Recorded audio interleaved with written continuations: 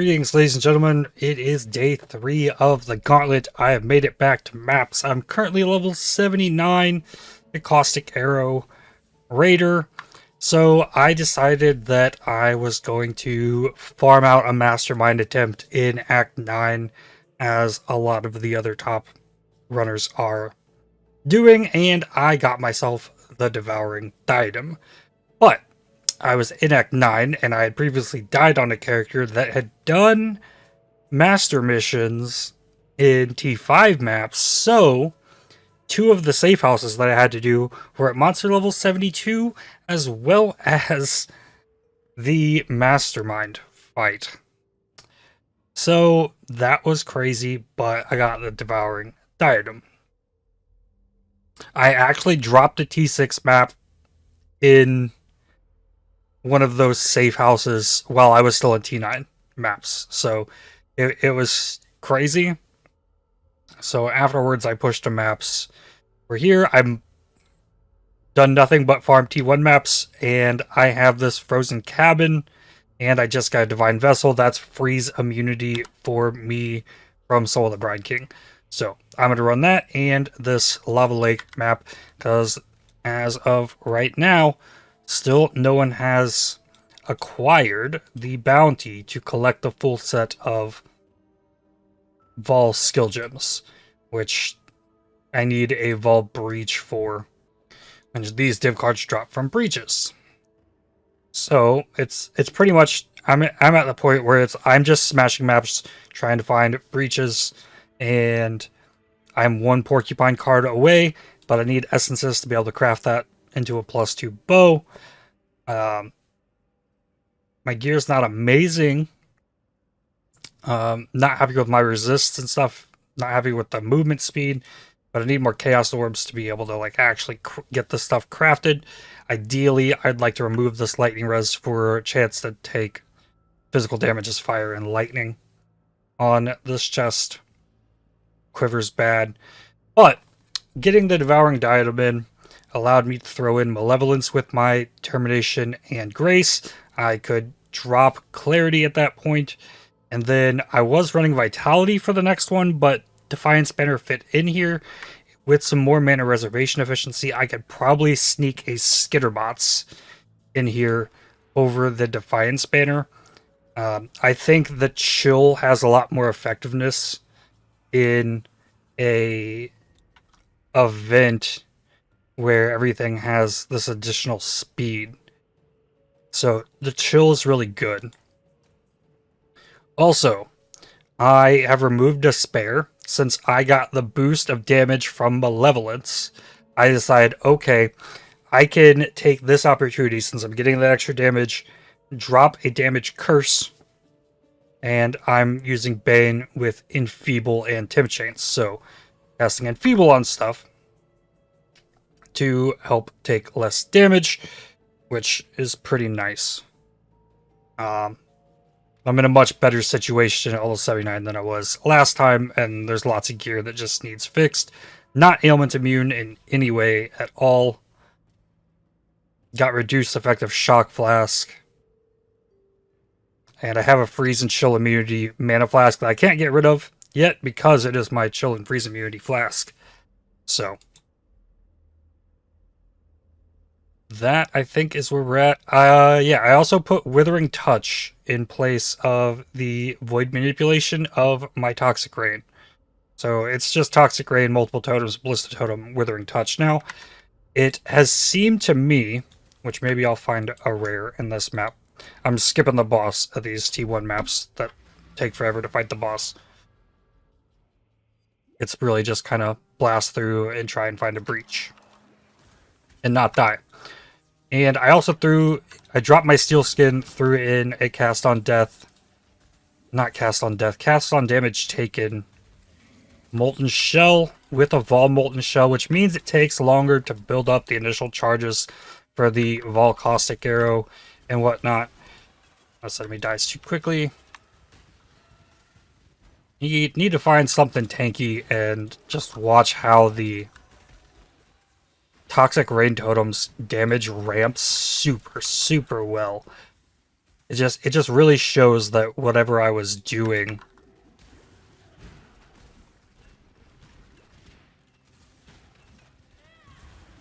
yeah, and I slowly die. Like, I feel like the damage output of the totems is much more reliable with the Withering Touch, and it's making damage better on my Caustic arrow and other things. Aurel still is not giving my helm. Absolutely brutal. You're my cunt. Don't tell the syndicate I told. I probably could get away with it at this point because in that mastermind that I did, Tor was in there and gave me 70 million gem XP that I put on my Caustic arrow, so I currently have a level 19 Caustic arrow under level 80, which is pretty crazy. But I had to use it on something, so that is what I did. The Molten Shell can definitely take more damage than Steel Skin can. And I've heard multiple people say that it's better to use cast on damage taken with Molten Shell than a left click move like I do with Steel Skin, but Steel Skin I feel like you want to do that more as you use it all the time to remove bleeding when you're standing still. I think the biggest reason I've strayed away from Uber Lab is just like I'm not wholly comfortable yet with the new setup.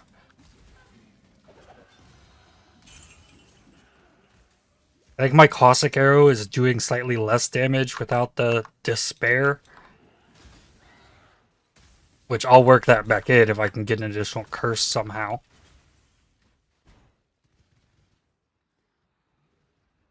But I wanted to make sure I'm not going to run into any crazy issues, which I don't think I will, with the Molten Shell Withering Touch. It's been going pretty well. More meddling in my marvelous machinations. The Caustic arrow damage is so good, though, even still. Ah, alright, there we go. That's a T1 map done. 3-4 minutes, maybe? It's not too bad, especially when I've got additional Onslaught on the way whenever I want to go take out the lab. And I do have the offering already, so.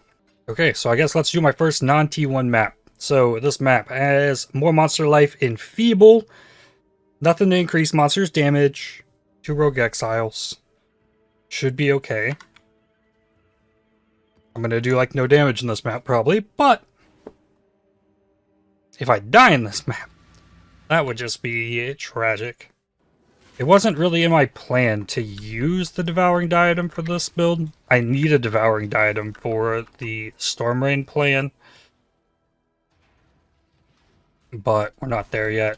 Okay, blue pack of enemies. That's with no Wither, just the Caustic arrow. Withering Step only, no Toxic Rain totems. It's really not that bad. I still just apply curses to stuff like I normally do, and they die. The Temp Chains does help the duration on the Toxic Rain totems. Honestly, this map isn't feeling any different than the T1s. Maybe this rare is a little bit more tanky, but it still just drains. Going really good. I thought my damage on the Toxic Rain was going to hurt real bad with the Withering Touch addition.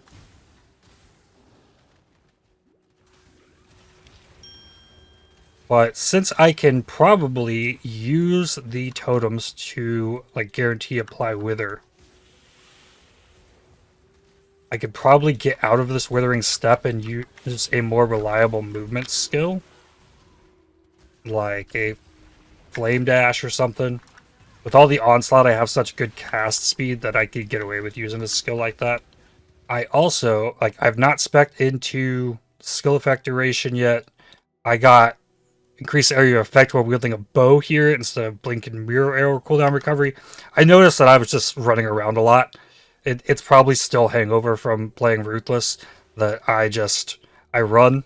Like I can barely use this on cooldown if I wanted to. I usually use it more of a I need to get out of this, get away from this rare enemy or something. I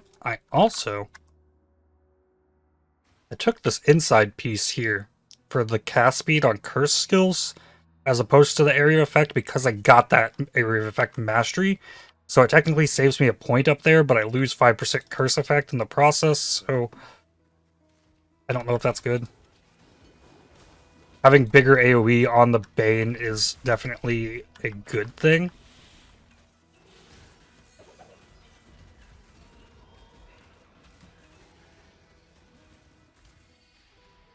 And I'd actually be getting experience if I wasn't running T1 maps. You leveled almost 80 in T1 maps. You know you've done a lot of T1 maps. This Exile scares me. Is Volatile dead? You get enfeebled. There we go. Please tell me you teleported into my Caustic arrow. Oh yes, please. Target my totems with the volatiles. Probably would have been a decent time to drop my banner, but I don't have my buttons set up to like where I could easily do that. I think I just want it for more for the increased evasion and armor and lowering enemies' crit chance nearby than I really care about the enemies dealing less damage. That is what the enfeeble is for. But in like a serious pinch, I could probably pull that off. How did that thing just heal? I watched her heal. From what? Enfeeble monster life on 4-link +2 bow. A little bit painful. But I don't want to say I don't think I can die because I definitely know I can. Just got to be careful. There we go. This guy should ramp up damage. Yeah, it ramps so well. That's gotta all be the Withering Touch. For real.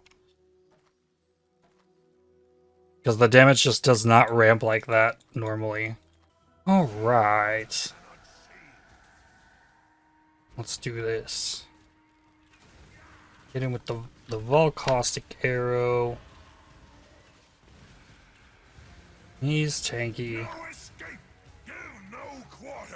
But yeah, if I could stack the chill on top of what I'm doing with this temp chains, I could actually slow these enemies to something reasonable.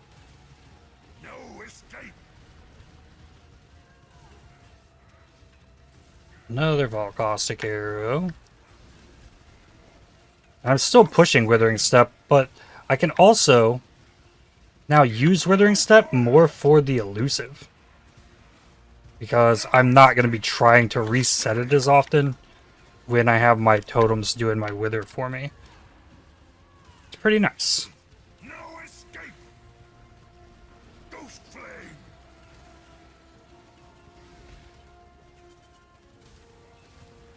No escape. Ghost flame. No escape. Your eyes deceive you. And I wish he would just die already. Come on.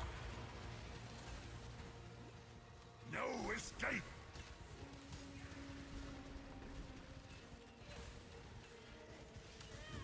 Ghost flame. No escape. I guess he probably moves at a rate that pulls him out of all of the toxic rain. But there we go. The 18-9 map.